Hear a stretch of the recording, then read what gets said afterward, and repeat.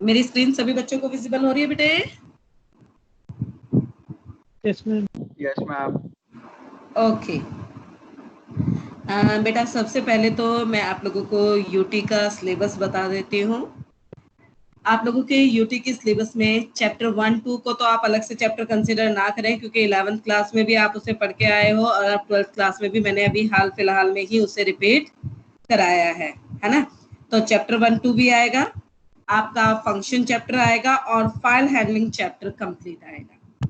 ठीक है, तो ये 4 चैप्टर हैं, इन्हें हम 4 कंसीडर नहीं करेंगे। बेसिकली तो आपके 2 ही चैप्टर हैं, फंक्शन और फाइल हैंडलिंग। जो 2 स्टार्टिंग के चैप्टर हैं, चैप्टर 1 और 2, वो तो आप लोगों ने 11th क्लास में भी पढ़े हैं और अभी भी पढ़े हैं, तो उसके लिए तो अलग से तुम्हें और कुछ मेहनत करने की जरूरत नहीं है, अगर आप लोगों ने ईमानदारी से मेरे साथ साथ रिवीजन की है तो। बोलो निखिल। मैडम पिछली बार की तरह ही मतलब वो पे वो आता था जो वैसे ही लिंक वैसे ही हाँ, होगा मैं टेस्ट? पूरी बात बता रही हूँ, आप पहले मेरे को मेरी बात कंप्लीट करने दो, ठीक है? ओके। ठीक है। ये 4 चैप्टर हैं आपके, इनको अच्छे से प्रिपेयर करना। एग्जाम आपका 30 मार्क्स का होगा, एमसीक्यू बेस ही होगा, और आपको जो लिंक है वो आपको आपके माइक्रोसॉफ्ट टीम के चैनल पे और आपके व्हाट्सएप ग्रुप पे मिलेगा। ठीक है, आप लोगों को जो टाइम स्लॉट दिया हुआ है, आपको मालूम है कि आपका एग्जाम टाइम मॉर्निंग में 8 AM रहेगा, तो 8 बजे आप लोगों को लिंक मिल जाएगा, उस लिंक को ओपन करके आप अपना एग्जाम देंगे। दूसरी बात, एग्जाम में जो आप रोल नंबर टाइप करेंगे वो आप अपना एग्जाम रोल नंबर टाइप करेंगे, ये 1 2 3 नहीं। जो आपका प्रॉपर है 12C है तो 12301 करके स्टार्ट होता है, और डी है तो 12401 करके स्टार्ट होता है। अपना रोल नंबर सही से टाइप करेंगे। अब ये माइक्रोसॉफ्ट टीम में है तो आपको लग रहा होगा कि कुछ अलग तरीके से होगा, तो इसीलिए मैं परसों यानी कि वेडनेसडे को आपका एक 20 मार्क का मॉक टेस्ट ले लेती हूँ। ठीक है, तो उससे आपको आइडिया हो जाएगा कि किस तरह से एग्जाम आपको देना है। अब अगर मेरी बात क्लियर हो गई हो, फिर भी किसी को डाउट हो तो पूछ लो, अदरवाइज मैं पढ़ाना स्टार्ट करूँ।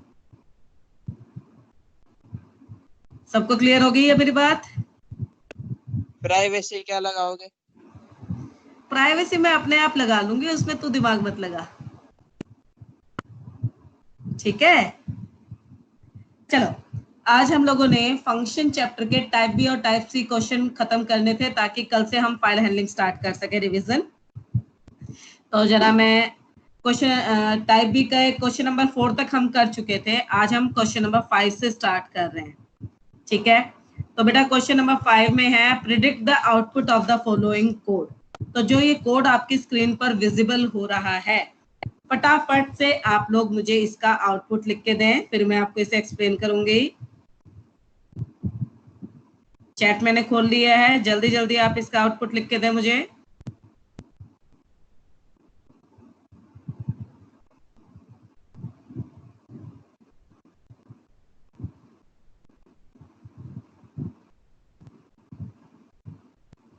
अभी तक एक भी बच्चे ने मेरे को चैट में आंसर नहीं भेजा है।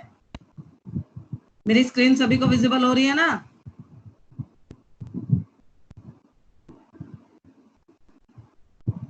अमीशा ने भेजा है।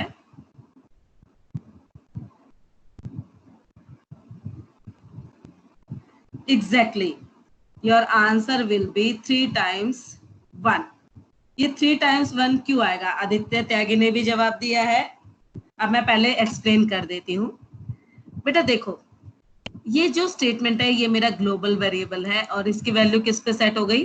1 पे सेट हो गई। ठीक है, अब फंक्शन तो हमारा तब तक एग्जीक्यूट नहीं होगा जब तक इसे कॉल ना किया जाए, यानी ये पार्ट स्किप करके सीधा कंट्रोल कहां पर आया? इस लाइन पे आया। तो जब आप प्रिंट नम कहोगे तो नम की वैल्यू क्या है बेटा? नम की वैल्यू है 1, आपका 1 प्रिंट हो जाएगा। ठीक है, अब सेकंड स्टेटमेंट पे कंट्रोल गया, यहाँ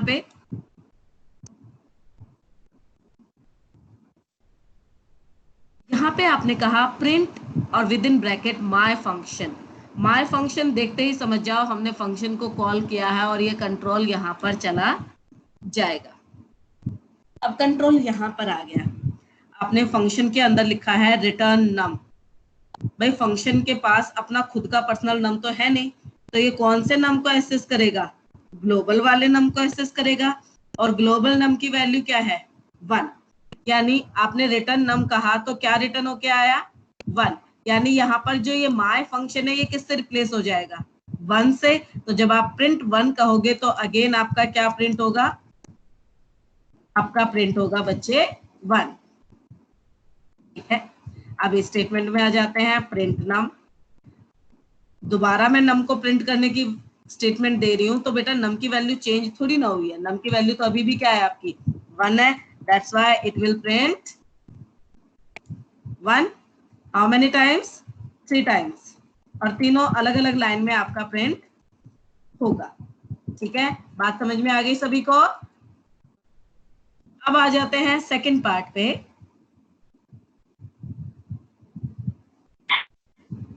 जरा इसका आउटपुट मुझे लिख के दो।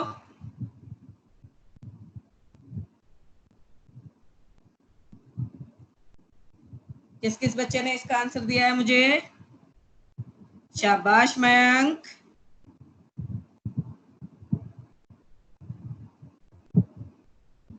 हमेशा वेरी गुड, आदित्य त्यागी शाबाश जी। आपका इस पार्ट का आउटपुट आएगा 1 10 1। क्यों, देखो बेटा ये तो हो गया मेरा ग्लोबल वेरिएबल। ठीक है, सबसे पहले नम को 1 वैल्यू असाइन हुई अगेन।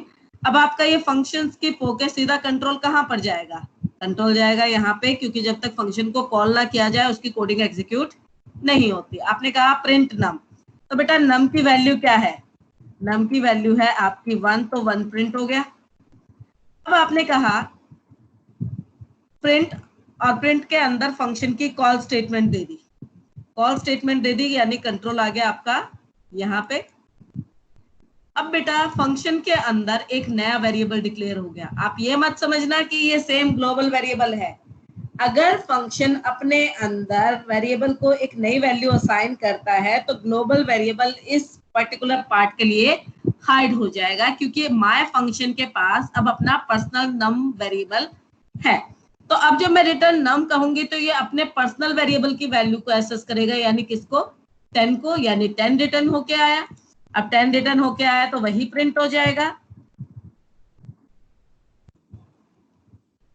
ठीक है, अब आपने फिर कहा प्रिंट नम। भाई जो फंक्शन का नम है उसका स्कोप तो विद इन द फंक्शन है, उससे बाहर उसकी कोई एक्सेसिबिलिटी नहीं है। तो बाहर आके जब मैं नम कह रही हूँ तो ये कौन से नम को एक्सेस करेगा, इसको, और इसकी वैल्यू तो चेंज हुई नहीं है, इसकी वैल्यू कितनी है 1 ही है। और जब मैं प्रिंट नम कहूंगी तो अगेन क्या प्रिंट हो जाएगा 1 प्रिंट हो जाएगा। ठीक है, now move to third part. जरा इसका आउटपुट निकाल के दो मुझे।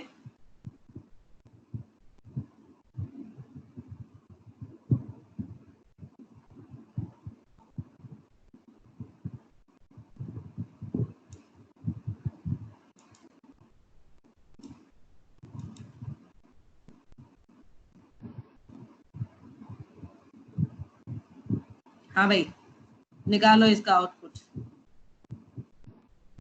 जल्दी से।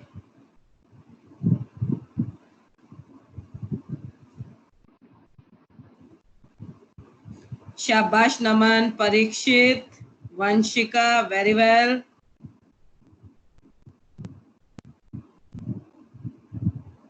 मेरी स्क्रीन सभी बच्चों को विजिबल है ना, शाबाश प्रियंका। इस बार आपका आउटपुट आएगा 1 10 10। क्यों, देखो बेटा अगेन मैंने एक ग्लोबल वेरिएबल डिक्लेयर किया नम, जिसकी वैल्यू 1 है। ठीक है, अब फंक्शन को स्किप करके सीधा कंट्रोल आएगा यहाँ पे, प्रिंट नम कहोगे तो क्या प्रिंट होगा, ग्लोबल वेरिएबल ही एक्सेस हो रहा है, और ग्लोबल वेरिएबल की वैल्यू क्या है, ग्लोबल वेरिएबल की वैल्यू है बेटा 1। अब आपने फिर कहा प्रिंट माय फंक्शन, तो कंट्रोल आया यहाँ पे। अब जब कंट्रोल यहाँ पर आया तो देखिए फंक्शन के अंदर स्टेटमेंट दिया है global num, that means my function अपने पास नम नाम का कोई लोकल वेरिएबल डिक्लेयर नहीं कर रहा, बल्कि ये बता रहा है कि यहाँ पे मैं जो नम में चेंज करूंगी वो डायरेक्टली ग्लोबल नम में चेंज होगा।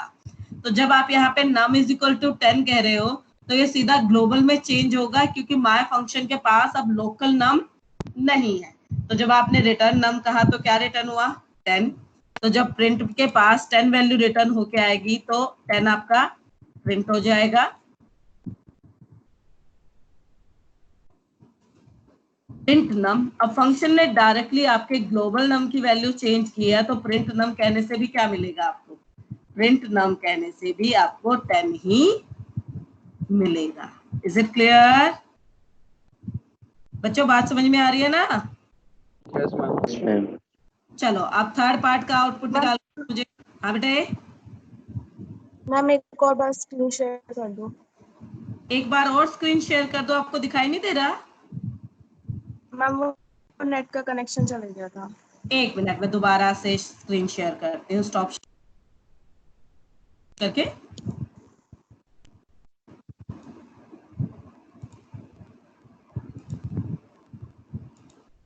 गई मैम। हाँ, अब विजिबल हो गया सौम्या? No ma'am. बाकी बच्चों को मेरी स्क्रीन विजिबल हो रही है या नहीं?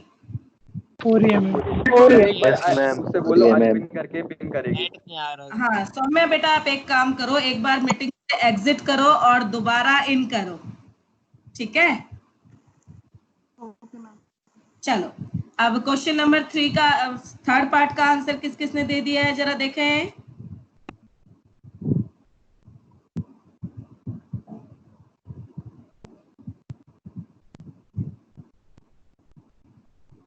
यश कुमार बेटा, मुझे ये बताओ, ये hello there within the same line क्यों आ रहा है?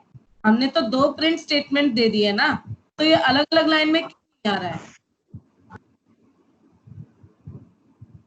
मैडम वो एंड दे रखा है। यस, एंड में आपने स्पेस दिया हुआ है, इसलिए cursor within the same line रहेगा, अलग लाइन में नहीं जाएगा, इसलिए आपका output hello there within the same line आएगा। देखो बच्चे, आपने सबसे पहले फंक्शन को डिफाइन किया, ठीक है? अब फंक्शन को कॉल कर दिया यानी फंक्शन की कोडिंग एग्जीक्यूट होगी।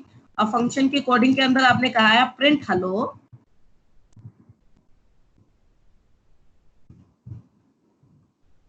और end is equal to space दिया यानी कर्सर यहीं पे रुक गया, कर्सर नेक्स्ट लाइन में नहीं गया। अब कंट्रोल वापस जब आगे मेन प्रोग्राम में आ गया तो नेक्स्ट स्टेटमेंट मिली प्रिंट देयर, यानी कि जो ये देयर है ये इसी लाइन में प्रिंट हो जाएगा, नेक्स्ट लाइन में नहीं जाएगा। Is it clear? Now question number 6, predict the output of the following code.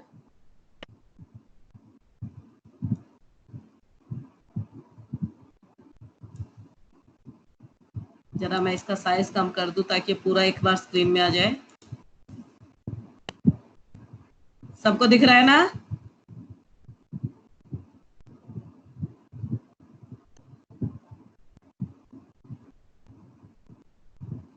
थोड़ा और छोटा करूं?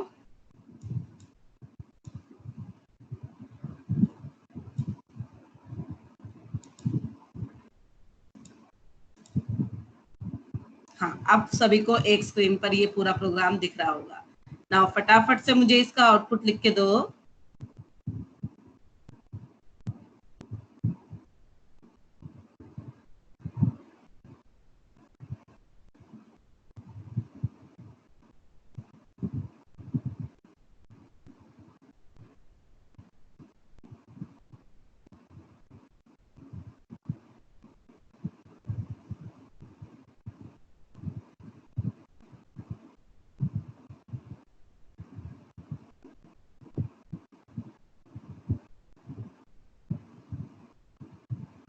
शाबाश, मेरे बच्चे थोड़ा थोड़ा पढ़ रहे हैं या नहीं?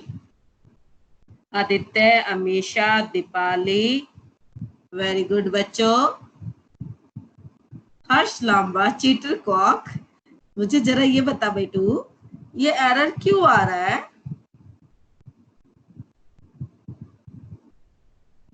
हर्ष को मेरी आवाज सुनाई देना बंद हो गई होगी, है ना हर्ष? बेचारा बच्चा, जब भी इससे क्वेश्चन पूछते हो इसकी आवाज चली जाती है। एनीवे, चलो मैं एक्सप्लेन कर देती हूँ। इस कोड में आएगा आपका एरर। दिव्यांशु, मयंक, परीक्षित, थोड़ा ध्यान दो बेटा। ये हमारे दो ग्लोबल वेरिएबल डिक्लेयर हुए, ठीक है। अब जब हमारा कंट्रोल आया कहाँ पर, सीधा यहाँ पर आया आपका कंट्रोल। आपने कहा y is equal to Y, a is equal to a। जाहिर सी बात है ये स्टेटमेंट तो आपकी सक्सेसफुली एग्जीक्यूट होगी, क्योंकि पाइथन आपका इंटरप्रेटर है। जब तक एरर ना आए तब तक का प्रोग्राम तो सक्सेसफुली एग्जीक्यूट होगा ही होगा। वेरी वेल डन प्रतीक।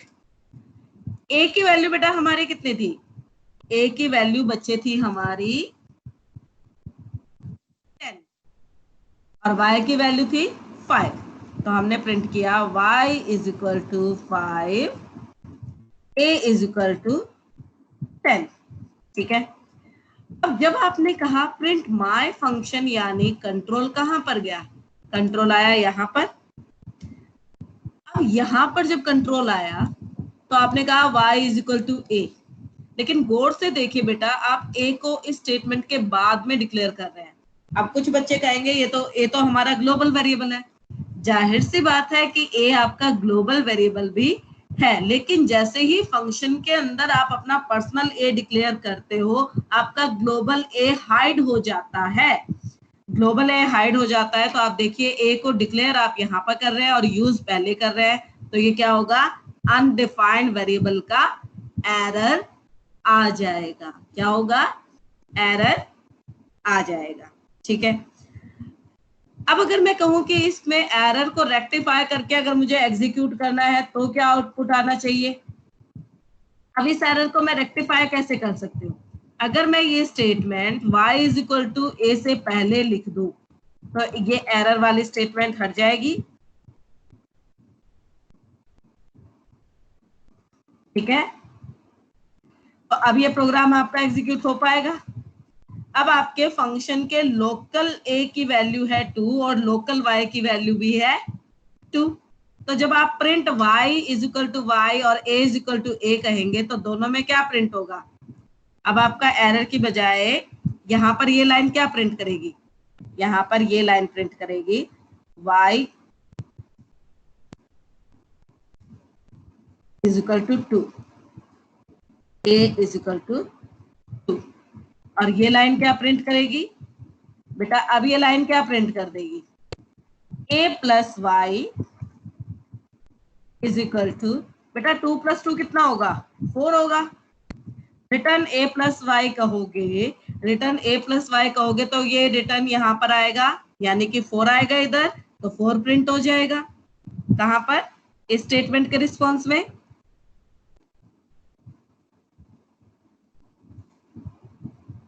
ठीक है। अब जब आप print y is equal to Y और a is equal to a कहोगे तो आपको सेम यही लाइन दोबारा मिलेगी, क्योंकि ग्लोबल वेरिएबल की वैल्यू तो चेंज ही नहीं हुई।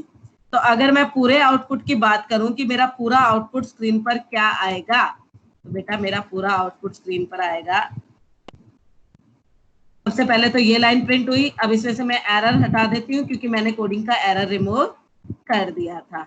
अब इसके बाद ये दोनों लाइन आएंगी आपकी।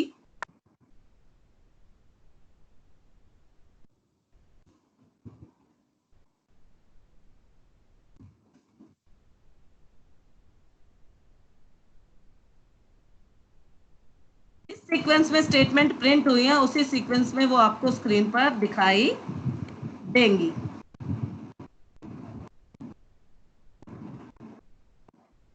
फिर आपकी 4 वाली लाइन प्रिंट होगी और फिर लास्ट में आपका y इज इक्वल टू 5 और a इज इक्वल टू 10 दोबारा प्रिंट होगा। तो ये कंप्लीट आपको एज आउटपुट स्क्रीन पर दिखाई देगा। बात समझ में आ गई सभी को बच्चों? Mayank yes ma'am. क्लियर हो गया? Yes ma'am. ठीक है। प्रतीक आप क्या कहना चाह रहे हो?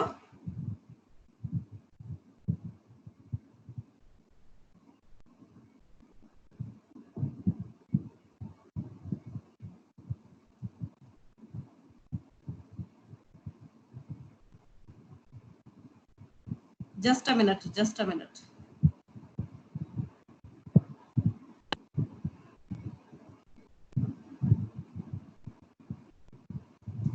बेटा जो ये सेकंड लास्ट में प्रिंट स्टेटमेंट है, ये फंक्शन से बाहर है बच्चे। आप लोग नेक्स्ट क्वेश्चन। अच्छा अगले क्वेश्चन का आंसर दे रहे हो क्या? Ma'am okay okay sorry. चलो अब आ जाते हैं नेक्स्ट क्वेश्चन में, क्वेश्चन नंबर 7 में। What is wrong with the following code?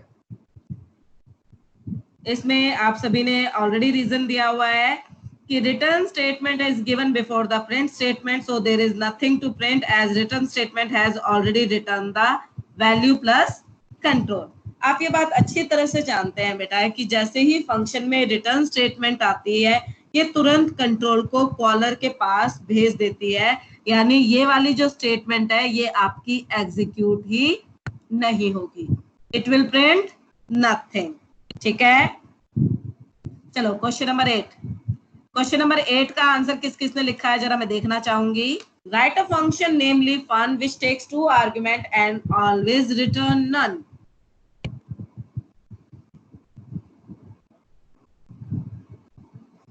Mayank बात क्लियर नहीं हुई क्या?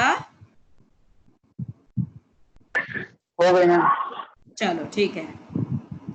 सौम्या तुम वापस आई हो या नहीं आई हो बेटा? मैम आ गई। अब क्लियर दिख रहा है ना? Yes ma'am. चलो ठीक है। हाँ भाई क्वेश्चन नंबर 8 का आंसर दो जल्दी जल्दी।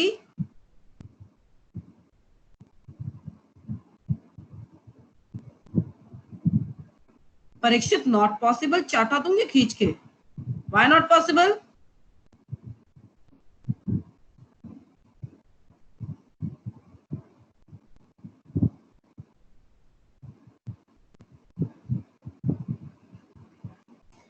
Amisha not bad.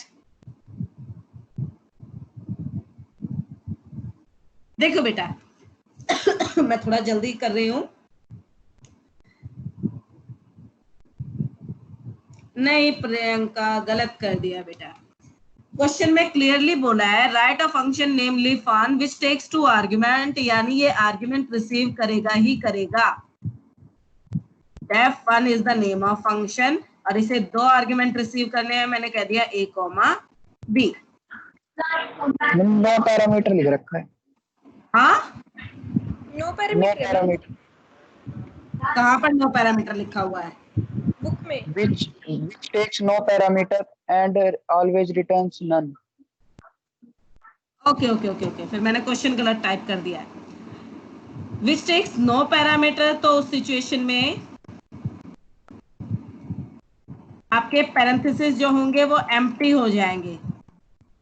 Which takes no parameter, that means empty parenthesis and return none। जाहिर सी बात है कि अगर मैं फंक्शन के अंदर रिटर्न स्टेटमेंट एम्प्टी दे दूं तो वो नन ही रिटर्न करता है। अगर रिटर्न के स्टेटमेंट के साथ कोई वेरिएबल या आपका एक्सप्रेशन होता है तो वो वैल्यू रिटर्न करता है। अगर ओनली रिटर्न स्टेटमेंट है that means it will return none. एक तो तरीका ये है, दूसरा इसके अंदर आप पास्ट स्टेटमेंट लिख सकते हो। आप कह रहे हो कि अगर वैल्यू रिटर्न नहीं करनी तो रिटर्न स्टेटमेंट क्यों लिखनी है, जाहिर सी बात है हम छोड़ सकते हैं रिटर्न स्टेटमेंट को, लेकिन आपका फंक्शन जो है एक कंपाउंड स्टेटमेंट है तो उसके अंदर मिनिमम एक स्टेटमेंट तो होनी ही होनी चाहिए।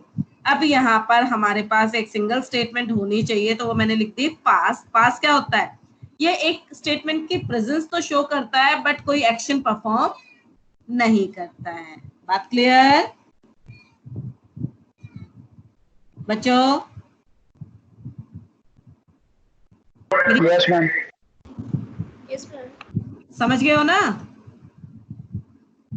Okay, now question number 9। Consider the code below and answer the question that follows। मैं जरा इसका साइज कम कर देती हूँ ताकि पूरा क्वेश्चन आपको एक स्क्रीन पर आ जाए।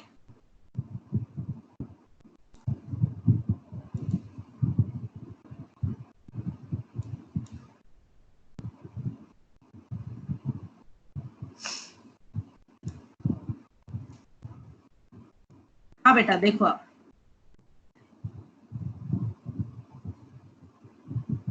मुझे इसका आउटपुट, ये जो क्वेश्चंस है part A and part B दोनों का आंसर दो इस कोडिंग के बिहाफ पे।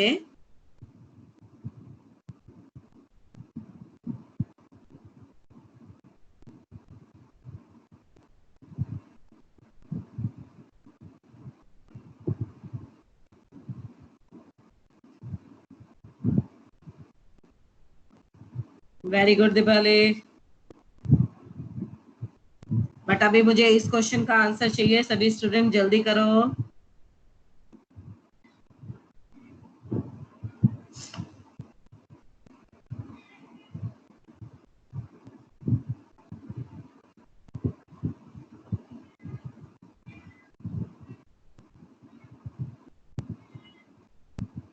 क्या बात है बेटा, बहुत टाइम ले रहे हो।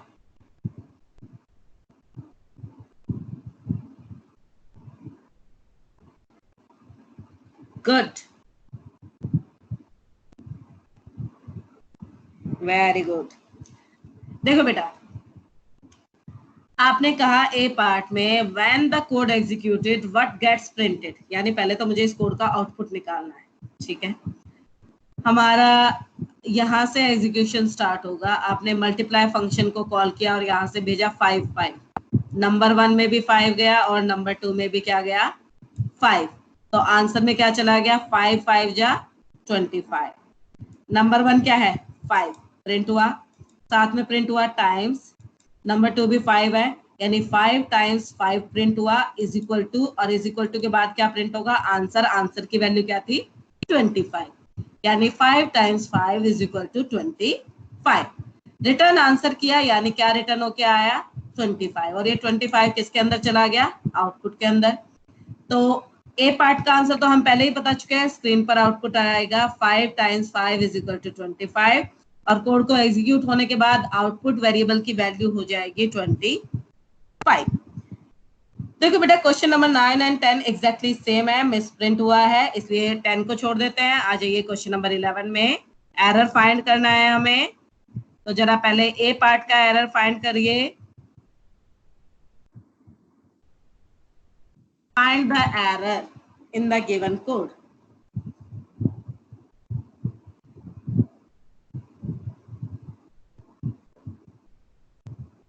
जल्दी,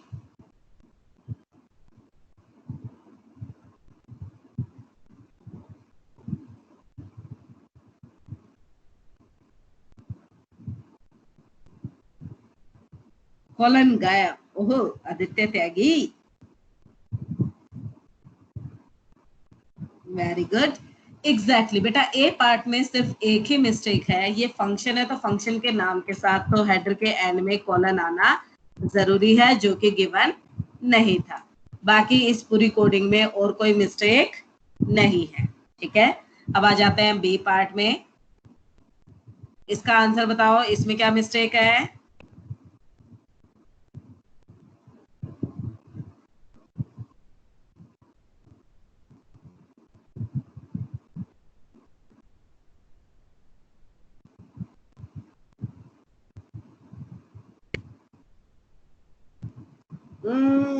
शाबाश दीपाली, सभी बच्चे अच्छा परफॉर्म कर रहे हैं। अमीशा, प्रियंका, दीपाली, यश।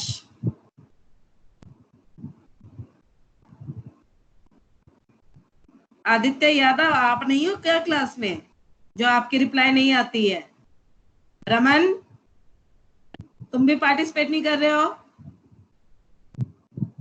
कार्तिक, निखिल, सौरभ, क्या सिर्फ अपनी शक्ल दिखाने के लिए हो यहाँ पे? पार्टिसिपेट क्यों नहीं करते बेटा? यहाँ पर तो मैं तुम्हारी पिटाई भी नहीं कर सकती हूँ जो तुम पिटाई के डर से जवाब नहीं देते।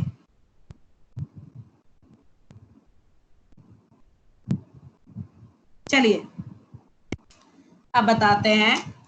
सबसे पहला एरर, फंक्शन की बिगिनिंग में डेफ कीवर्ड होता है, डिफाइन कोई कीवर्ड नहीं होता। सेकेंडली, फंक्शन के एंड में कॉलन आता है, ठीक है। इसके बाद है बेटा n is equal to input enter n. आप ये बात अच्छी तरह से जानते हो कि इनपुट फंक्शन का डिफॉल्ट डेटा टाइप होता है स्ट्रिंग, यानी एन किस डेटा टाइप में है? स्ट्रिंग डेटा टाइप में है।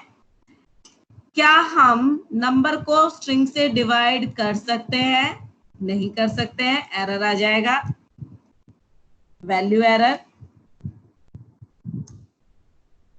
बिकॉज स्ट्रिंग से हम किसी नंबर को डिवाइड नहीं कर सकते। अनदर एरर, रिटर्न स्टेटमेंट का आर जो है वो स्मॉल होना चाहिए। अब इस वैल्यू एरर को कैसे रिमूव करोगे? अगर मैं इसे इंट या फ्लोट के अंदर दे दूं,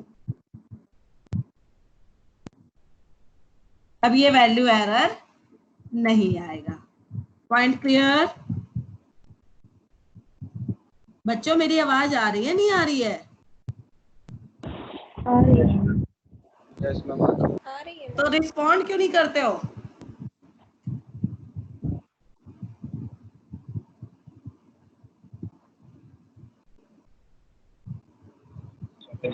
जी ये नेक्स्ट पे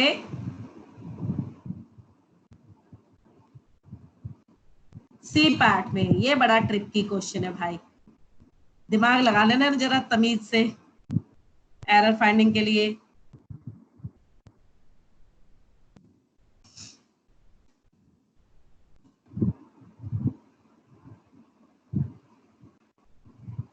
सबको पूरी कोडिंग दिख रही है ना?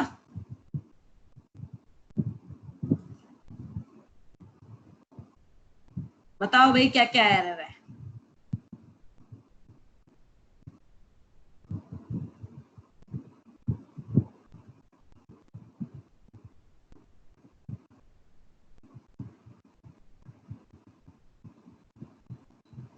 देखो जरा किस किसने जवाब दिया।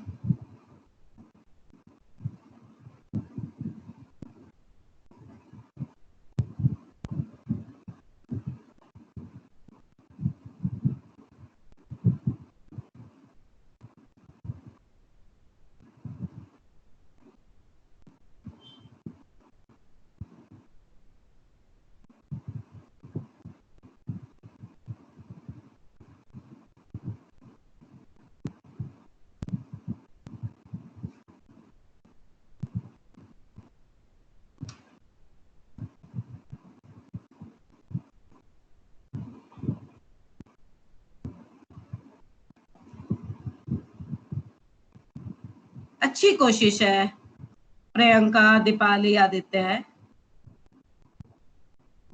चलो अब मैं एक्सप्लेन कर देती हूँ। देखो बेटा स्टार्टिंग से बिगिन करते हैं, पहले देखते हैं अल्फा फंक्शन में तो कोई एरर नहीं है।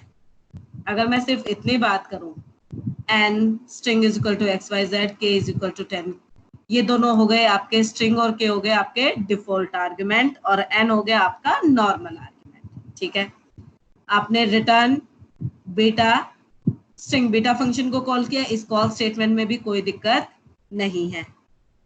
रिटर्न n, इसमें भी कोई दिक्कत नहीं है। अब आप सोचेंगे एक फंक्शन में दो रिटर्न स्टेटमेंट होने पे एरर क्यों नहीं आएगा? बेटा एरर नहीं आता क्योंकि पहली स्टेटमेंट आप जितनी चाहे उतनी रिटर्न स्टेटमेंट फंक्शन के अंदर दे सकते हैं, but only first of them get executed, क्योंकि जैसे ही पहली रिटर्न स्टेटमेंट एग्जीक्यूट होगी कंट्रोल आपका फंक्शन से बाहर चला जाएगा, बट कोई एरर नहीं आएगा। ठीक है, अब आ जाते हैं बीटा फंक्शन में। Def beta string return string is equal to strn। बेटा एक बात बताओ, ये जो n वेरिएबल है ये तो अल्फा का लोकल स्कोप वेरिएबल है, यानी इसे हम सिर्फ और सिर्फ अल्फा फंक्शन के अंदर यूज कर सकते हैं, बीटा के अंदर यूज नहीं कर सकते हैं। पहला एरर हो गया ना ये कि हम n को आउटर स्कोप में यूज नहीं कर सकते हैं, it is only accessible with in the alpha function, क्योंकि ये अल्फा का लोकल वेरिएबल है। तो यहाँ पर या तो हम कोई इंडेक्स दे दें नंबर के फॉर्म में या किसी और दूसरी बात strn कर रहे हैं आप, यानी n को नंबर को स्ट्रिंग में कन्वर्ट कर रहे हैं, जबकि n यहाँ पर है ही नहीं। ठीक है, अब अगला एरर देखते हैं, प्रिंट अल्फा वैलेंटाइंस डे। देखो बेटा इस स्टेटमेंट में आपका कोई एरर नहीं आएगा, बिकॉज अल्फा फंक्शन आप सोच रहे थे एन है, 2 डिफॉल्ट आर्ग्यूमेंट है, तो वैलेंटाइन डे किस में चला जाएगा, एन में, स्ट्रिंग में एक्स वाई जेड और के में 10, तो कोई एरर नहीं आएगा इस कॉल स्टेटमेंट में। ठीक है, आपने कहा print beta string is equal to true. इस स्टेटमेंट में, कॉल स्टेटमेंट में भी कोई दिक्कत नहीं है। इसके बाद बात करते हैं print alpha n is equal to 5 good bye.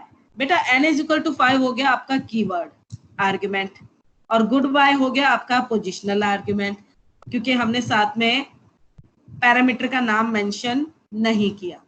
अब ये बात हम अच्छी तरह से जानते हैं कि कीवर्ड आर्ग्यूमेंट के बाद पोजिशनल आर्ग्यूमेंट नहीं हो सकता, एरर आएगा। और जरा ध्यान देखिएगा, जो आपकी पहली प्रिंट स्टेटमेंट है इसमें फंक्शन कॉल के बाद कॉलन दिया है, कॉलन नहीं आ सकता, एरर आ जाएगा। लास्ट प्रिंट स्टेटमेंट में भी आपने कॉलन दिया है, कॉलन नहीं आएगा। कॉलन किसके साथ आता है, कंपाउंड स्टेटमेंट के साथ आता है। तो बात क्लियर हो गई अब आपको? Yes ma'am. सीधा बेटा, हाँ बेटे मैम वो फर्स्ट प्रिंट स्टेटमेंट बता दो जो देखो प्रिंट बेटा, अल्फा। प्रिंट अल्फा, हमने अल्फा फंक्शन को कॉल किया और यहाँ से भेजा वैलेंटाइंस डे, और यहाँ पर कॉलन था। कॉलन तो फंक्शन की कॉल स्टेटमेंट में आता ही नहीं है, पहली बात तो ये हो गई। अब मैंने अल्फा फंक्शन के पास एक स्ट्रिंग भेजी है, तो सीक्वेंस वाइज वो स्ट्रिंग किसके पास चली जाएगी, एन के पास, और स्ट्रिंग के लिए कुछ नहीं आया तो उसमें क्या चला जाएगा, एक्स वाई जेड, और के में क्या चला जाएगा, 10। यानी आर्ग्यूमेंट्स की वजह से एरर नहीं आया, वहां पे एरर किसकी वजह से आ रहा था, क्योंकि यहाँ पर आपने कॉल स्टेटमेंट के एंड में कॉलन दे दिया था, इसलिए एरर आ रहा था। मैं अगर वो कॉलन हटा दूंगी तो एरर रिमूव हो जाएगा। बात क्लियर? Yes ma'am. अब आगे मूव करो बेटा। क्वेश्चन नंबर 12 और 13 कोई खास नहीं है तो उन्हें मैं स्किप कर रही हूँ, 14 पे आ रही हूँ सीधा। In the following code which variables are in the same scope. तो इस पूरे कोड को मैं एक पेज पे ले आती हूँ ताकि आपको विजिबल हो जाए। सारे वेरिएबल विजिबल हो रहे हैं ना, तो जरा इन वेरिएबल्स का स्कोप बताओ कि कौन कौन से वेरिएबल सेम स्कोप में है।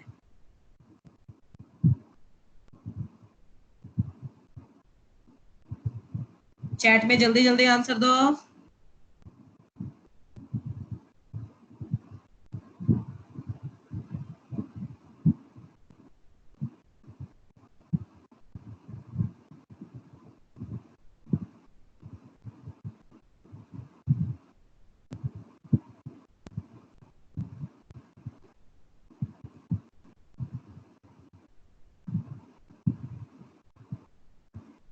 दीपाली, अगर पहली 2 रिटर्न स्टेटमेंट है, पहली में कोई एरर नहीं, दूसरी में एरर है, तो बेटा ठीक है, उससे प्रोग्राम में एरर नहीं आएगा, but it is better to mention. देखो बेटा, फन फंक्शन के अंदर 2 वेरिएबल है, ए बी, लोकल स्कोप के हैं ये। फन 2 के अंदर 2 वेरिएबल है, सी डी, ये भी लोकल स्कोप के हैं। माना ए बी सी डी चारों के चारों लोकल स्कोप के हैं, बट इनका स्कोप डिफरेंट है। ए बी सिर्फ फन 1 में विजिबल है और सी डी सिर्फ फन 2 में विजिबल है। यानी ए बी का स्कोप सेम है, सी डी का स्कोप सेम है, और ओवरऑल इन चारों का स्कोप है लोकल स्कोप, और ई आपका है ग्लोबल स्कोप वेरिएबल। ठीक है। नाउ क्वेश्चन नंबर 15, जरा ये वाला कोड मुझे लिख के दिखाओ, कौन दिखाएगा? ध्यान से रीड कर लो। Write a program with the function that takes an integer and print the number that followed after it. Call the function with these arguments. देखो कौन कौन करता है।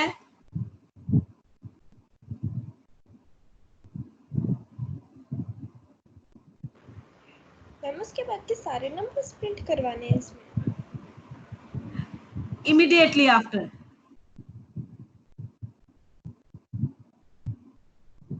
Print the number that follows after.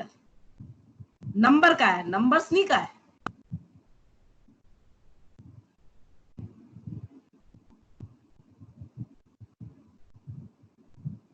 Very good.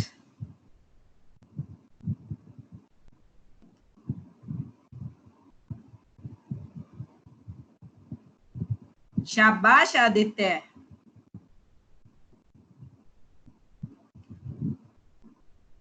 और कोई try कर रहा है? कशिश कहाँ लापता है आजकल, उसकी चैट में कोई प्रेजेंस नहीं होती है। कशिश हो या नहीं हो तुम?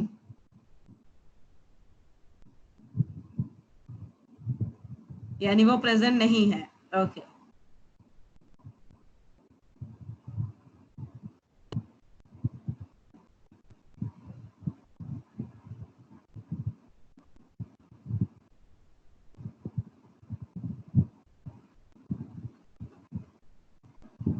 गुड हमेशा।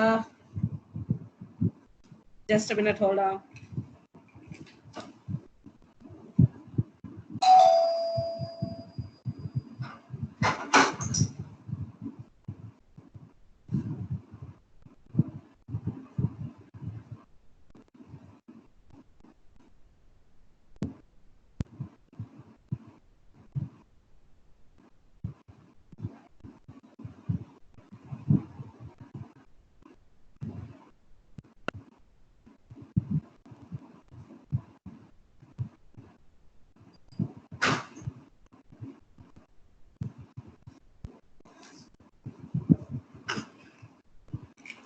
हाँ भाई बच्चों, फंक्शन में क्या कहा गया था कि आपको एक फंक्शन बनाना है। तो मैंने इसे नाम दे दिया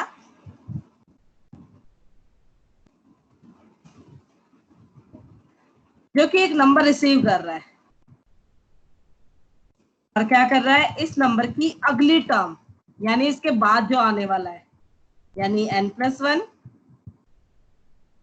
प्रिंट कर देगा। ठीक है, अब साथ में इसने कहा था कि इस फंक्शन को इन वैल्यूज के साथ कॉल करके दिखाओ। तो मैं 2 की कॉलिंग स्टेटमेंट दे देती हूँ, बाकी की तुम खुद दे लेना। 4 1 6 ऐसे एक है 4 - 3 × 2, तो हम लिख देंगे 1 4 - 3 × 2। इस तरह से सारी वैल्यूज की कॉल स्टेटमेंट आपको देनी पड़ेगी। बात क्लियर हो गई? अब क्वेश्चन नंबर 16 में सेम क्वेश्चन को आपको बनाना है यूजिंग नॉन वॉइड फंक्शन। ये तो हमारा वॉइड फंक्शन है क्योंकि ये वैल्यू रिटर्न नहीं कर रहा। अब इसने कहा है using non void function question number 16 में, तो हम यहाँ पर प्रिंट के बजाय क्या दे देंगे बेटा? हम यहाँ पर प्रिंट के बजाय दे देंगे रिटर्न n+1। और ये फंक्शन की कॉल स्टेटमेंट किसके अंदर दे देंगे? प्रिंट के अंदर दे देंगे। बात समझ रहे हो? अरे भाई तुम मेरी आवाज सुन रहे हो या नहीं सुन रहे हो? Yes ma'am. सुन रहे हैं। इस तरीके से। अच्छा बेटा, अब इसी क्वेश्चन में क्वेश्चन नंबर 16 में ही आपसे बोला गया है कि फ्लो ऑफ कंट्रोल बताओ।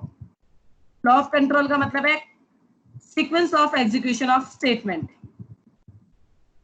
देखो भाई, सबसे पहले कंट्रोल आया यहाँ पर 1, लेकिन ये फंक्शन है, फंक्शन तो बिना कॉल स्टेटमेंट के एग्जीक्यूट होगा नहीं। तो मैं जरा यहाँ पे लाइन नंबर लिखती जा रही हूँ हर कोडिंग में ताकि आपको बताने में इजी रहे।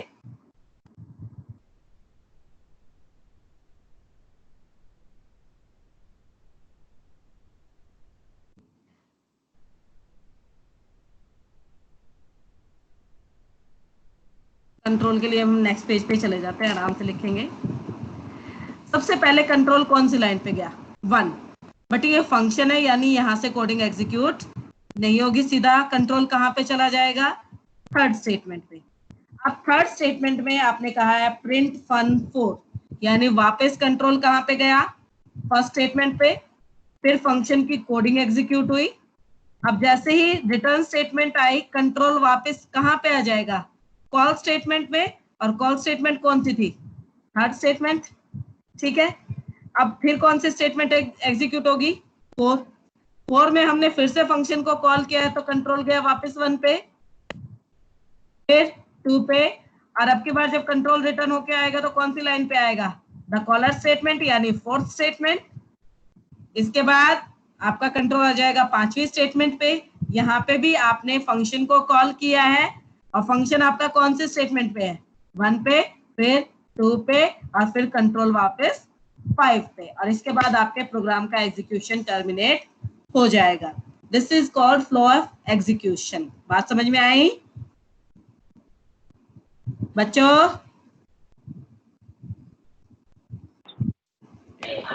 Yes ma'am. सभी को क्लियर हो गई है ना? Parikshit, yes ma'am. आदित्य त्यागी,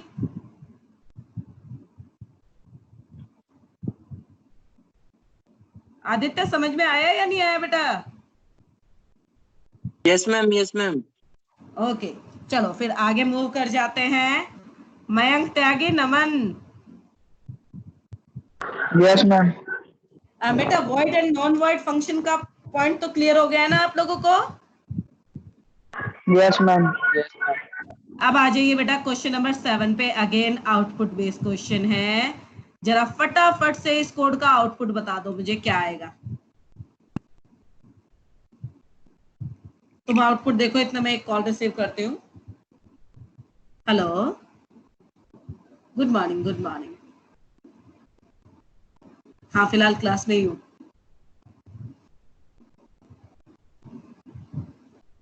हाँ, अच्छा,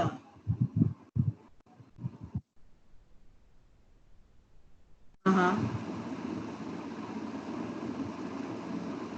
अच्छा, तुम ज्वाइन नहीं कर पा रही हो? डू वन थिंग, अपना आईडी और पासवर्ड मुझे भेज दियो। मैं अपनी क्लास खत्म करके, अगर 9 बजे भी तुम्हारा ज्वाइनिंग नहीं होता है तो फिर मैं तुम्हारे आईडी पासवर्ड से ज्वाइन करके तुम्हारी क्लास को टर्मिनेट कर दूंगी। ठीक है, चलो, ओके बेबी, बाय। हाँ बच्चों, आंसर भेजा भाई?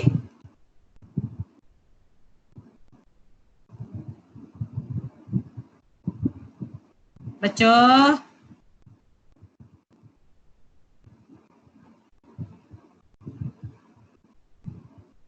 अरे वाह,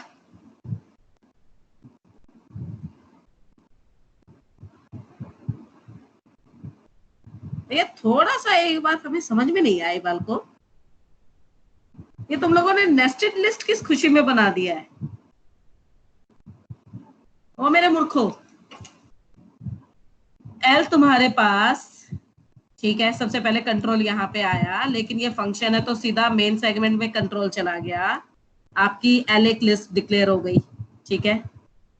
आपने अगले स्टेटमेंट में फंक्शन को कॉल किया और एल को भेज दिया। एल आपका म्यूटेबल डेटा टाइप है, यानी एन और एल दोनों सेम मेमोरी के रेफरेंस को होल्ड करेंगे। तो जब आप एन डॉट अपेंड 4 कह रहे हो तो ये डायरेक्टली किस में अपेंड कर रहा है?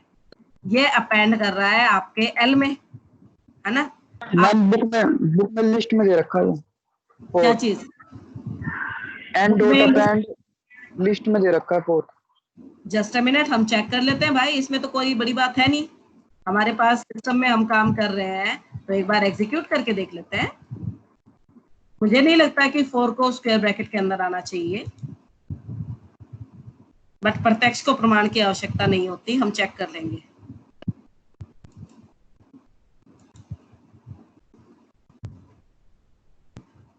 एरर तो इसमें कुछ लग नहीं रहा है, चलो।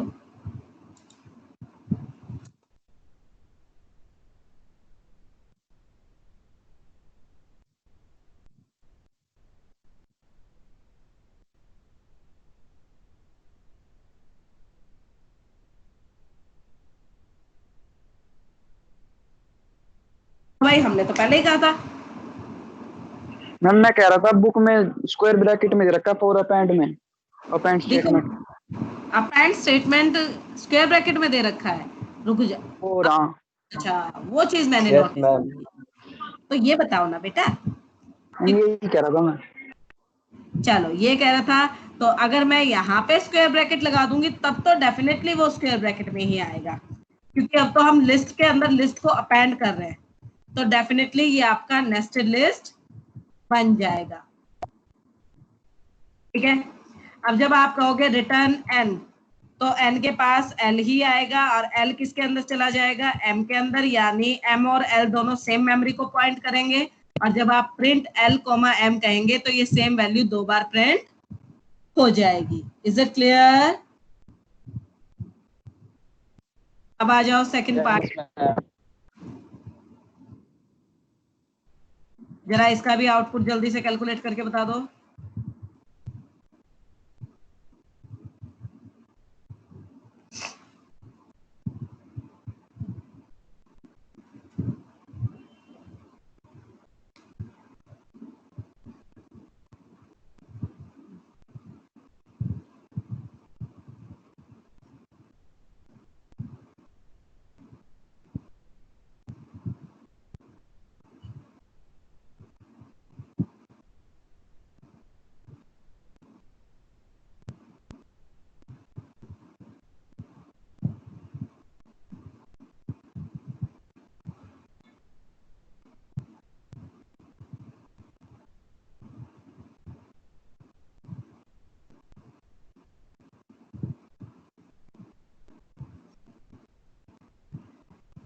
इसमें आपका आउटपुट आई थिंक आना चाहिए। क्या आना चाहिए? प्रिंट एल कहोगे तो प्रिंट होना चाहिए 23, 35, 47 और स्क्वायर ब्रैकेट में 49। ठीक है, और जब आप print M1, M2, M3, M4 कहेंगे तब आपका प्रिंट होना चाहिए बेटा 23 स्पेस 35 स्पेस 47 स्पेस एंड 49 आएगा आपका लिस्ट के अंदर। कुछ इस तरह से आउटपुट आना चाहिए। Is it clear? सभी का यही आया है?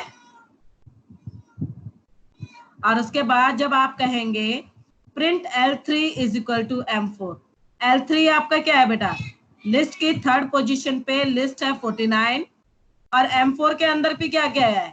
M4 के अंदर भी आपका लिस्ट 49 गया है, तो 49 list 49 is equal to list 49 condition true, तो ये क्या प्रिंट करेगा? It will print true. सभी का यही आउटपुट आया है? किसी बच्चे को कंफ्यूजन है क्या इसमें? बच्चों no ma'am. No ma'am. No ma'am. Explanation देने की जरूरत है? No ma'am. चलो ठीक है, तो बेटा अभी मैं जरा टाइप सी के 1-2 क्वेश्चन एक्सप्लेन कर देती हूँ, उसके बाद टाइप सी आप खुद से करेंगे क्योंकि सीधा फंक्शन डिफाइन करने के क्वेश्चंस हैं। टाइप सी के पहले क्वेश्चन में आपसे कहा है write a function that takes amount in dollar and dollar in rupee conversion price.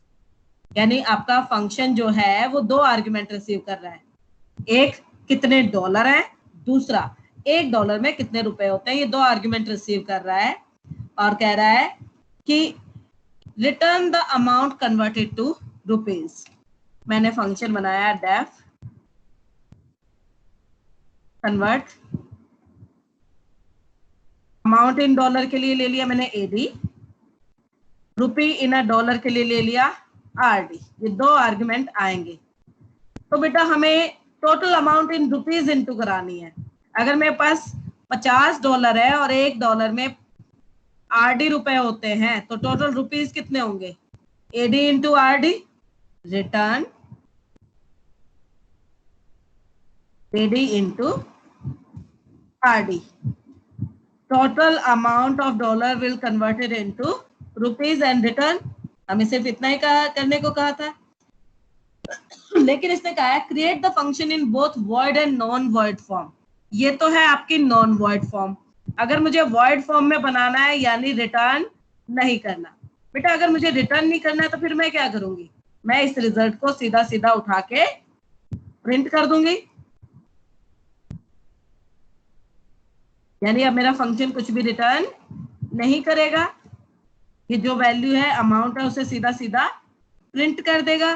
तो ये तो हो गया example of non void function. और ये एग्जाम्पल हो गया आपका वॉइड फंक्शन का।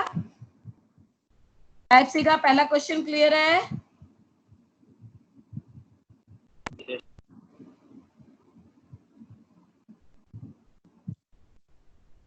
अब क्वेश्चन नंबर 2, ये जरा आप करके दिखाओ।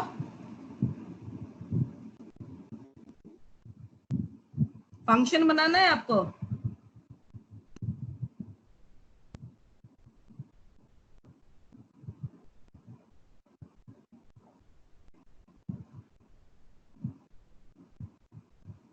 शाबाश आदित्य त्यागी, भेजो भाई क्वेश्चन नंबर 2 का आंसर।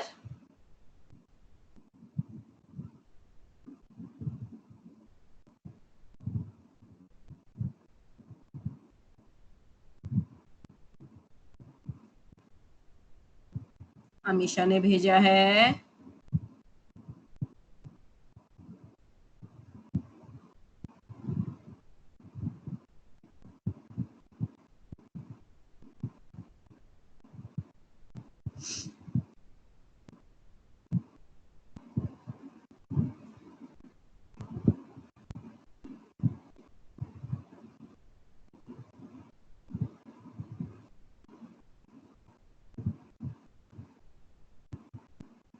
शाबाश अमीशा।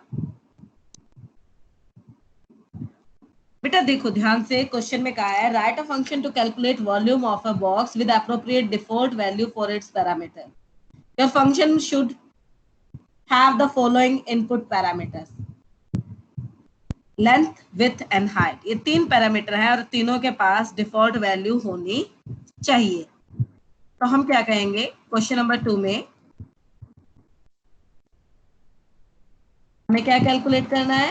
वॉल्यूम कैलकुलेट करना है। तो मैंने फंक्शन को नाम ही वॉल्यूम दे देती हूँ।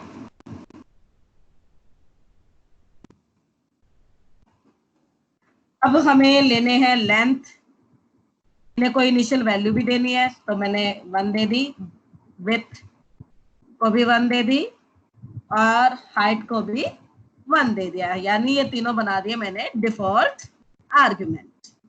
और वॉल्यूम क्या होता है आपका? वॉल्यूम होता है बेटा मेरा L into W into H, यही होता है ना।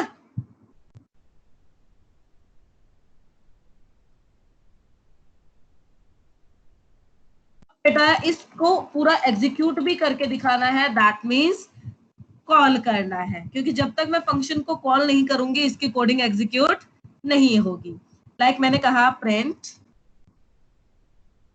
वॉल्यूम, साथ में कोई भी आर्ग्यूमेंट नहीं भेजा, तो LWH अपनी वैल्यू क्या कंसिडर करेंगे? 1 1 1, तो ये क्या प्रिंट कर देगा? 1 इंटू 1 इंटू 1 दैट इज 1। अगर मैं कहती प्रिंट वॉल्यूम 5,7, अब इस सिचुएशन में क्या होता है? L की वैल्यू 5 कंसिडर होती, W की 7 कंसिडर होती और H की 1, और ये क्या प्रिंट करता है? 35। अगर मैं कह देती print H equal to 4, W is equal to 2 and L is equal to 2, तो ये क्या प्रिंट करता है? इट विल प्रिंट 4 2 जा 8, 8 2 जा 16, तो ये क्या प्रिंट कर देता है? 16 प्रिंट कर देता है। मैंने जितने डिफरेंट मेथड से इस फंक्शन को हम कॉल कर सकते थे, मैंने सारे मेथड से आपको कॉल करके दिखा दिया है। बात समझ में आ गई बेटा? हाँ जी,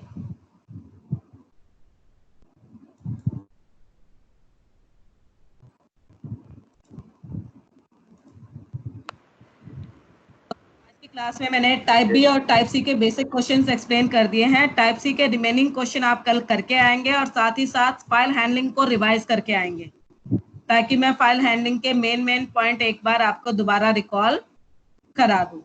सिलेबस मैंने आप लोगों को बता दिया है, पेपर का पैटर्न भी बता दिया है, तो अब कोई कंफ्यूजन नहीं होनी चाहिए। ठीक है, तो आज की क्लास के लिए इतना काफी है। Now you can leave. क्या बेटा?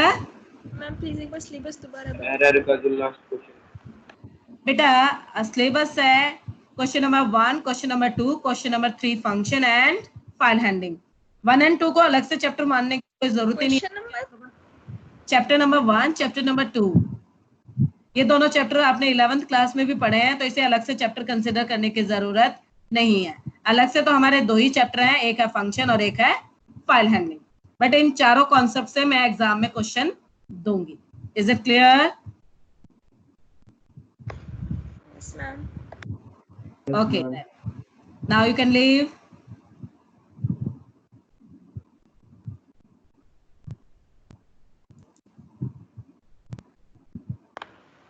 एरर का लास्ट क्वेश्चन क्या बेटे, कौन बोल रहा है ये बोल रहे हो? मैम एरर का लास्ट क्वेश्चन बता दो। जो 11 एरर का? एरर फाइंड करने वाला क्वेश्चन। एरर फाइंड करने वाला question, that means question number 11। Yes ma'am. अच्छा दिखाती हूँ, रुक जा, शेयर करती हूँ स्क्रीन को।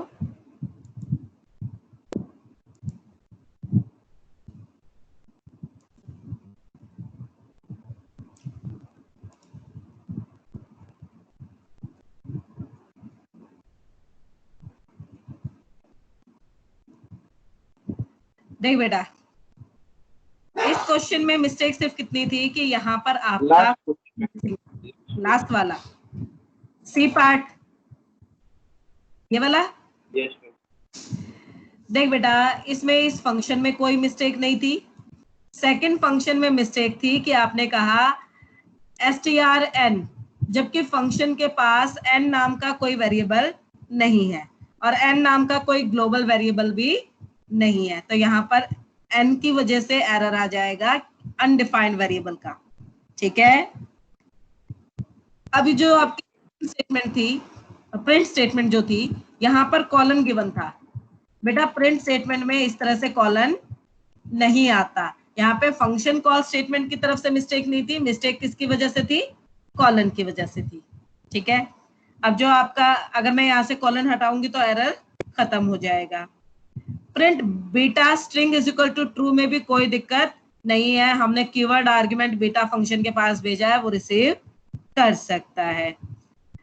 लास्ट जो प्रिंट स्टेटमेंट है बेटा, वहां पर भी दिक्कत ये थी मेन, तो एक आपने कहा n is equal to 5 good bye, एक कीवर्ड आर्गुमेंट और एक पोजिशनल आर्गुमेंट। हम ये बात अच्छी तरह से जानते हैं कि फंक्शन कॉल स्टेटमेंट में कीवर्ड आर्गुमेंट के बाद पोजिशनल आर्गुमेंट नहीं आ सकता, तो इसे हम करेक्ट कैसे करते हैं? हम इसे इस तरह से करेक्ट कर सकते हैं कि गुड बाय मैं किसे देना चाहती हूँ? स्ट्रिंग को। अब ये भी आपका कीवर्ड आर्गुमेंट बन गया तो प्रॉब्लम खत्म हो जाएगी। और साथ ही साथ प्रिंट में यहाँ पर भी कॉलन गिवन था, उस कॉलन को भी रिमूव कर देंगे तो आपका एरर करेक्ट हो जाएगा। ठीक है बच्चे? Thank you. ओके बेटा। मैम इसका फर्स्ट पार्ट बताना। ए नाउ पार्ट मैम, इसका, हाँ ए पार्ट में सिर्फ एक ही मिस्टेक है बेटा। कोलन ए पार्ट में, फंक्शन के ए पार्ट में सिर्फ एक ही मिस्टेक है कि डेफ वाली जो स्टेटमेंट है उसके एंड में कॉलन गिवन नहीं है। देखो यहां पर कॉलन गिवन नहीं था, फंक्शन के हेडर के एंड में तो कॉलन आना चाहिए ना, तभी तो वो कंपाउंड स्टेटमेंट बनेगी। इसके अलावा ए पार्ट में कोई मिस्टेक नहीं है। मैम। ठीक है, हाँ मैम एक फ्लो ऑफ एग्जीक्यूशन का बता दोगे? फ्लो ऑफ एग्जीक्यूशन और your example. Flow of execution में आपको सिर्फ यही बताना होता है कि किस स्टेटमेंट को एग्जीक्यूट करके कौन सी स्टेटमेंट एग्जीक्यूट होगी। फॉर एग्जांपल ये वाला कोड है, इसमें मुझे फ्लो ऑफ एग्जीक्यूशन दिखाना है, इससे मैंने हर स्टेटमेंट को एक लाइन नंबर दे दिया है। ठीक है, मेरे प्रोग्राम का एग्जीक्यूशन लाइन 1 से स्टार्ट हुआ, बट ये तो फंक्शन है, फंक्शन की बिगनिंग है ना, यानी फंक्शन की कॉल स्टेटमेंट नहीं है, तो यहाँ से 1 के बाद सीधा ये कहाँ पे जंप कर जाएगा? 3 पे। लेकिन यहाँ पे फंक्शन की कॉल स्टेटमेंट है और वो फंक्शन कौन सी लाइन पे है? लाइन 1 पे। तो 3 लाइन के बाद कंट्रोल कहाँ पे गया? 1 पे। इस बार फंक्शन एग्जीक्यूट होगा, यानी फंक्शन की जो बॉडी है लाइन स्टेटमेंट 2 वो भी एग्जीक्यूट होगी। अब लाइन 2 में रिटर्न स्टेटमेंट है, तो ये रिटर्न कहाँ पे रिटर्न करेगा? जहां पे फंक्शन को कॉल किया गया हो, दैट मीन्स थर्ड स्टेटमेंट पे, यानी कंट्रोल वापस थर्ड पे आया। ठीक है, अब की बार थर्ड स्टेटमेंट का एग्जीक्यूशन कंप्लीट हो जाएगा तो कंट्रोल कहाँ पे गया? फोर्थ लाइन में। फोर्थ लाइन में हमने फिर से फंक्शन कॉल किया है फन, तो वापस कंट्रोल कहाँ गया? 1 पे। अब इसकी बॉडी एग्जीक्यूट होगी 2 पे। अब ये बॉडी कंट्रोल कहाँ पे रिटर्न करेगी? वापस लाइन नंबर 4 पे। फिर कंट्रोल आ जाएगा 5th लाइन पे। हमने फिर फंक्शन को कॉल किया तो 5 के बाद फिर से 1 पे जाएगा, फिर उसकी कोडिंग एग्जीक्यूट होगी। जब रिटर्न होके आएगा तो कंट्रोल वापस कहाँ पे आएगा? लाइन नंबर 5 पे। This is your flow of execution. Thank you ma'am. Okay बेटा, चलो भागो अभी सभी।